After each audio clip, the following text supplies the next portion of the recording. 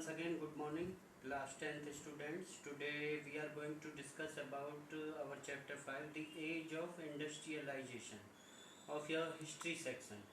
So industrialization means औद्योगिकरण, जो तरह तरह की फैक्ट्रीज होती हैं, उद्योग होते हैं।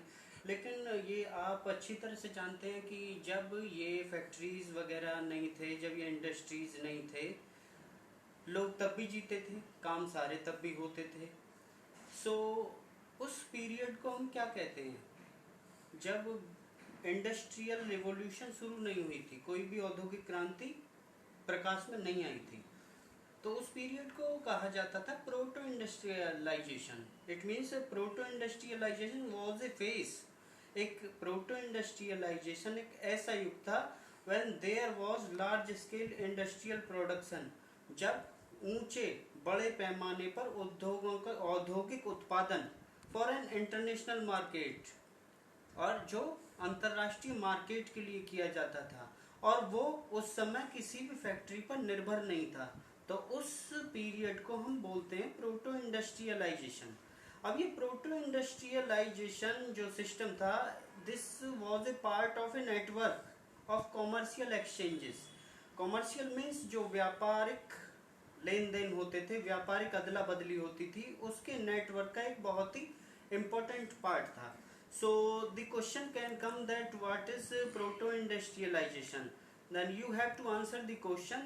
Proto industrialization was a phase when there was large scale industries production for an international market which was not based on factories. That was called the age of proto industrialization, and it was a system which was a part of a network of commercial exchanges. Now second topic come the coming up of the factory. Factory कब प्रकाश में आई? तो by the 1730s, 1730 के आसपास, the earliest factories in England came up. तो सबसे पहली फैक्ट्रियों का जो निर्माण 1730 में हुआ, वो हुआ था आपके इंग्लैंड में। The first symbol of the new era was cotton. और ये फैक्ट्रीज में जो विशेष रूप से उद्योग किए जाते थे, जो इंडस्ट्री सेटअप हुई, वो बेस्ड थी एक रॉ मटेरियल कॉटन के ऊपर। सो कॉटन एरा भी इस युग को कहा जाता है। तो इस पीरियड में that was the period of 18th century, 18वीं शताब्दी में, a series of invention increased the efficacy of each steps of the production process. तो 18वीं शताब्दी में बहुत सारे आविष्कार हुए, तरह तरह की मशीनों का निर्माण किया गया। तो इससे प्रोडक्शन जो उत्पादन प्रक्रिया थी, उसमें बहुत अच्छे रूप से तेजी आई। अब कॉटन मिल सबसे पहली कब एस्टेब्लिश हुई और किसने की? So the person name was Richard Arkwright created the cotton mill. Richard Arkwright ने सबसे पहली कॉटन मिल की स्थापना की थी। अब इंडस्ट्री में चेंज कैसे आया? Question come, how rapid was the process of industrialisation. इस औद्योगिकरण की जो प्रक्रिया थी, वो कितनी तेज थी? तो इसमें सबसे पहला पॉइंट आता, the most dynamic industry in Britain were clearly cotton and metals. तो ब्रिटेन में जो विशेष रूप से उद्योग किए जाते थे, उद्योग लगाए जाते थे, वो दो चीजों पर आधारित थे। पहला था कॉटन यानी कि कपड़ा, दूसरा था मेटल यानी steel. The new industries could not easily displace traditional industries. अब जो नए उद्योग लगाए गए, वो बहुत आसानी से जो पुराने परंपरागत उद्योग थे, उन्हें नहीं हटा सकते थे। क्योंकि जब मशीनों का निर्माण नहीं हुआ था, तो क्या किया जाता था? कपड़ों के लिए जगह जगह कपड़े गांव वालों को रूरल एरियाज में कपड़े घर पर काम करने के लिए दिए जाते थे। वहां पर जो इंडियन वीवर्स होते थे, या वर्ल्ड में जितने भी रूरल एरिया हैं, उनके वीवर्स होते थे, वो अपने घर पर उस कपड़े को बुनते थे, और फिर वो मार्केट में आता था और तब बेचा जाता था। But now technological changes occurred slowly, because अब जो बदलाव हुए वो थे तकनीकी बदलाव, वो धीरे धीरे हुए। क्यों? क्योंकि the new technology was expensive, क्योंकि जो नई तकनीक आई थी वो बहुत ही महंगी थी। The machines often broke down and repair was costly. जो मशीनें चलती थी फैक्ट्रीज में, वो कभी कभी नॉर्मली डे बाय डे खराब होती थी, और उन्हें जो रिपेयर कराने में जो पैसा लगता था, जो वो बहुत ही कॉस्टली होता था, बहुत ही महंगा। They were not as effective as their inventors and manufacturers claimed. और इन मशीनों से जो माल तैयार होता था वो इतना प्रभावशाली नहीं होता था जैसा कि इन मशीनों के आविष्कारक या उद्योग चलाने वाले बताते थे। अब इससे पहले हैंड लेबर और स्टीम पावर का क्या था?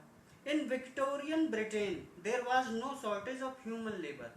Victorian Britain means the Britain of that time when the reign of Victoria was there. जब वहाँ विक्टोरिया रानी का शासन था उसे हम बोलते हैं विक्टोरियन ब्रिटेन।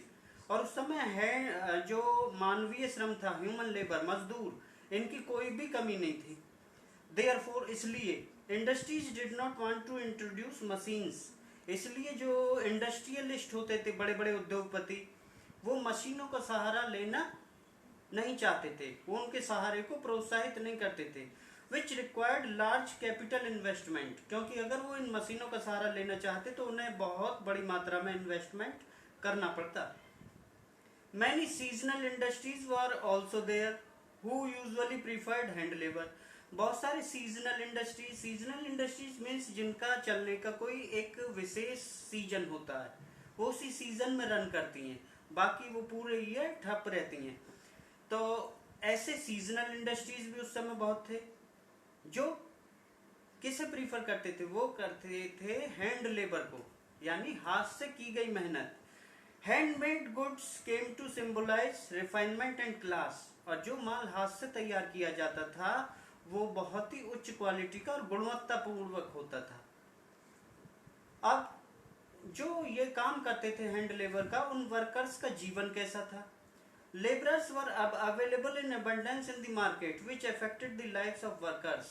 अब क्योंकि मजदूरों की संख्या बहुत ज्यादा थी, वो मार्केट में हर समय अवेलेबल रहते थे, इसी कारण उन्हें बहुत कम कीमत पर काम करना पड़ता था।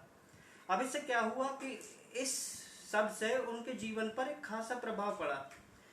अब सीजनल इंडस्ट्रीज में क्या होता था? After the busy season was over, जब उनका जो सीजन था वो खत्म हो जाता था, वर्कर्स बिकेम जॉबलेस। जो काम करने वाले थे वो, उनके पास कोई नौकरी नहीं रहती थी, तो वो उनकी स्थिति बड़ी दयनीय हो जाती थी। इन दी अर्ली 19th सेंचुरी, अब 19वीं शताब्दी देखते ही देखते आ गई और इसकी शुरुआत में वेजेस इंक्रीज्ड। अब जो इनका पारिश्रमिक था, जो इन्हें पैसे मिलते थे मेहनताना, वो बढ़ाया गया। But the prices of goods also increased. लेकिन इसके साथ ही साथ जो तैयार माल के दाम थे उनमें भी काफी इजाफा हुआ, वो भी बढ़ाए गए। अब इंडस्ट्रियलाइजेशन इन दी कॉलोनीज। अब अलग अलग देशों में कैसे औद्योगिकरण हुआ? अब हम बात करें अगर एज ऑफ इंडियन टेक्सटाइल की, भारतीय टेक्सटाइल की, तो before the age of machine industries, तो मशीनीकरण के उद्योगों से पहले, silk and cotton goods from India dominated the international market in textile. तो टेक्सटाइल के धंधे में जो इंडिया का उत्पादन होता था रॉ मटेरियल का, सिल्क और कॉटन, उसने पूरे इंटरनेशनल मार्केट को अपने कब्जे में ले लिया था।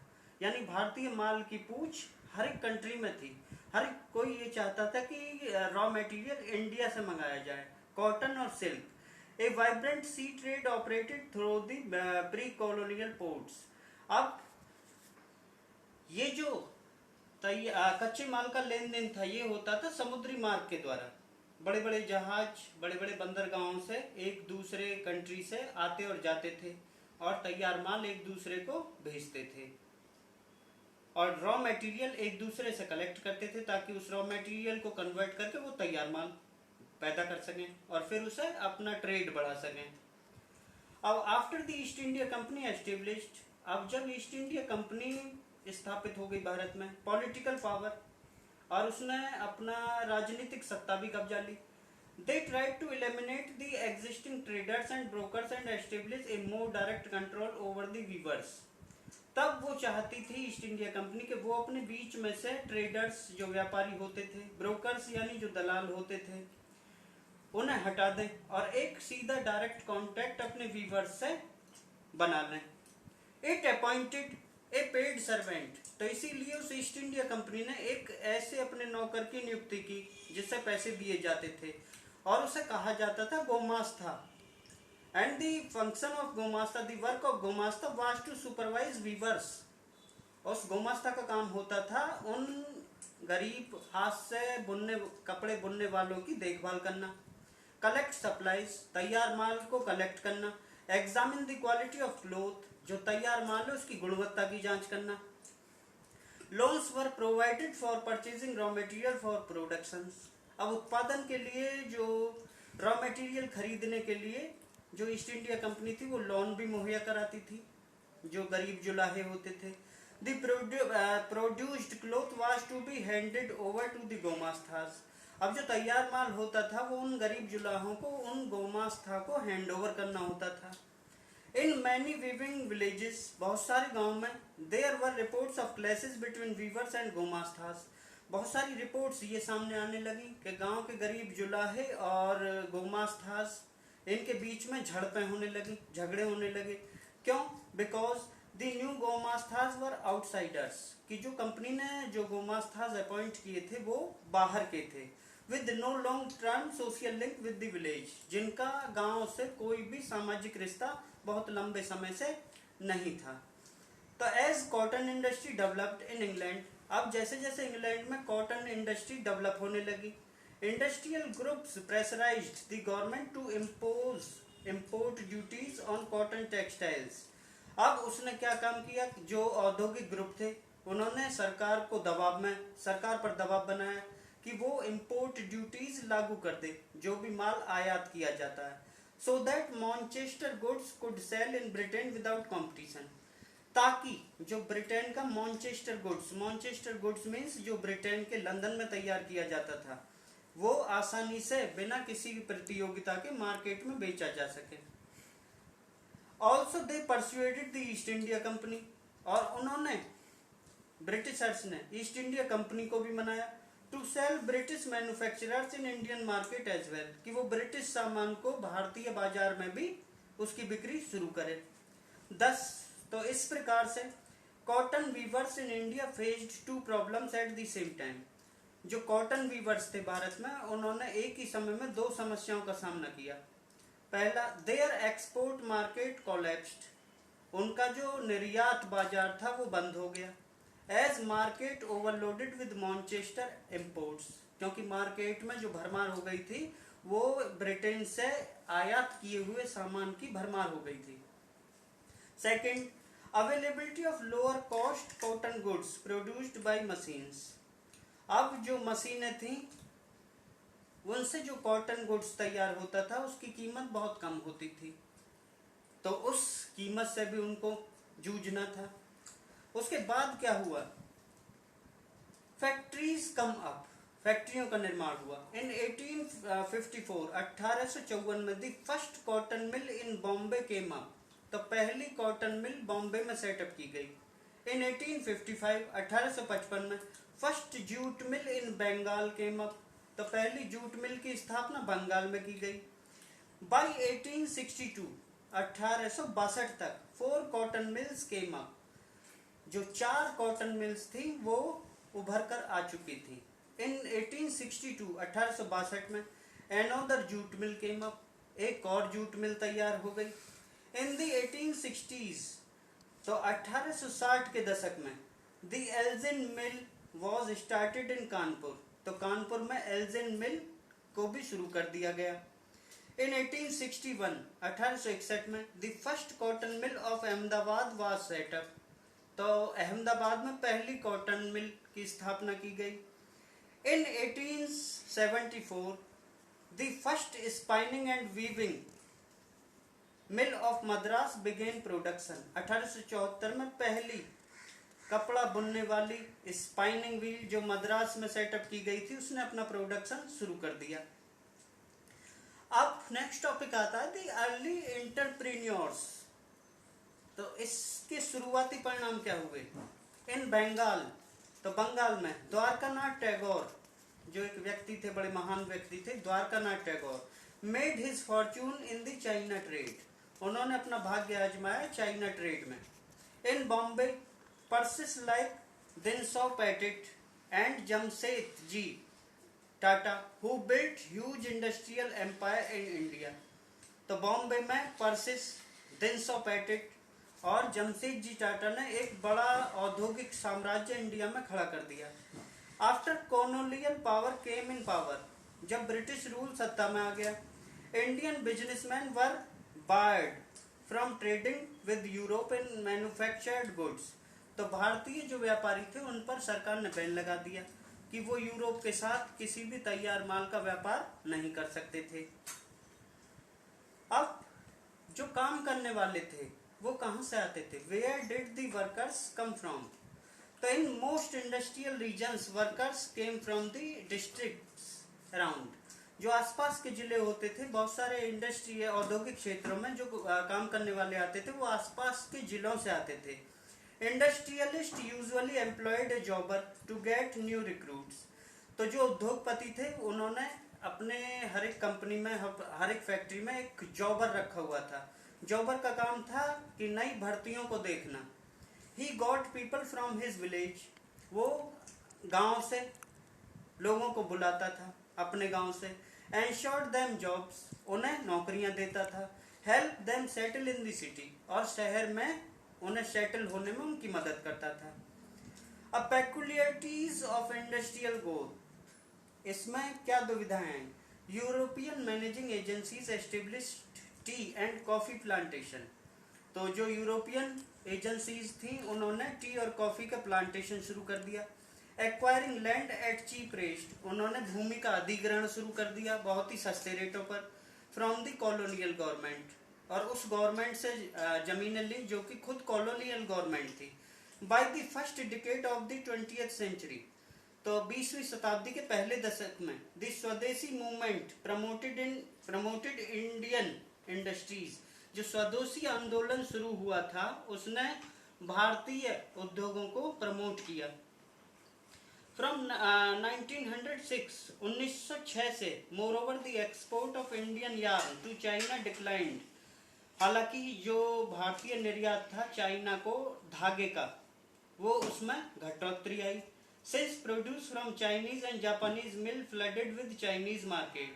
और जबकि इंडिया में चाइनीज और जापानीज मिल्स, इनसे बने हुए गुड्स की भरमार थी.